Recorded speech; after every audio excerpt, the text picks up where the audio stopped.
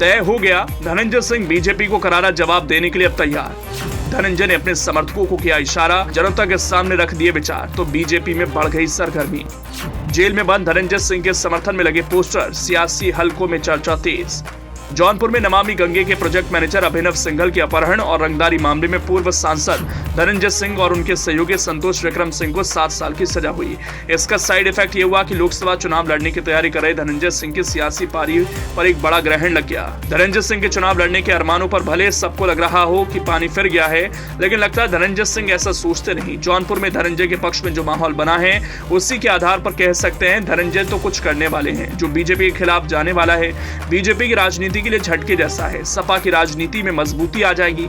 कहा जा रहा था पूर्व सांसद धनंजय सिंह को जौनपुर की अदालत ने 7 साल की सजा मिलने के बाद अब लोकसभा चुनाव नहीं लड़ पाएंगे। इस बीच इलाके में धनंजय सिंह के नाम के नए पोस्टर लगाए गए, जिसके बाद सियासी हलकों में चर्चाएं तेज हो गई।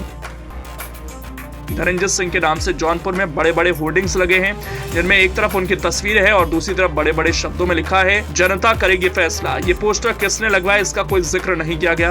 धनंजय सिंह के जेल जाने के बाद लगाए गए नए पोस्टरों से चर्चाओं का बाजार गर्म हो गया है। माना जा रहा है कि धनंजय सिंह की जगह उनकी तीसरी पत्नी श्रीकला रेड्डी इस सीट से चुनाव लड़ सकती हैं। समाजवादी पार्टी उन्हें इंडिया गठबंधन के प्रत्याशी के तौर पर मैदान में उतार सकती है। सपा अगर श्रीकला रेड्डी को चुनावी मैदान में उतारती है तो वो मजबूत दावेदार साबित हो सकती है। श्रीकला रेड्डी राजनीति में एक्टिव हैं। वो इन दिनों जौनपुर जिला पंचायत के अध्यक्ष भी हैं। पिछले दिनों भी उन्होंने अपने समर्थकों से अपील करते हुए संयम और धैर्य बनाए रखने की अपील की थी। धनंजय सिंह पूर्वांचल के बड़े नेताओं में आते हैं। वो कई बार यहां से विधायक रह चुके हैं और साल 2004 में सांसद भी रह चुके हैं।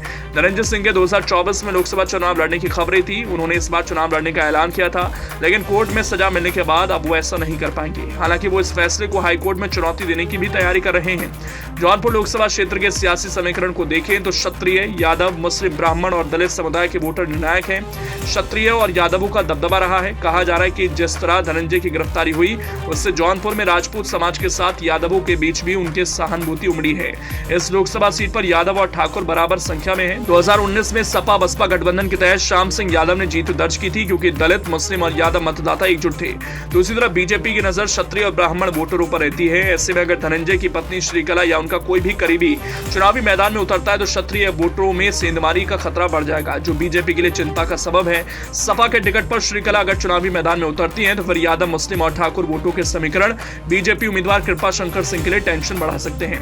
बहरहाल धनंजय सिंह अगर चुनाव नहीं लड़ पाते हैं तो वो अपनी पत्नी श्रीकला रेड्डी को इस बार लोकसभा चुनाव लड़वा सकते हैं। ऐसे में धनंजय के लिए लगाए गए इन नए पोस्टरों को भी इसी से जोड़कर देखा जा रहा है।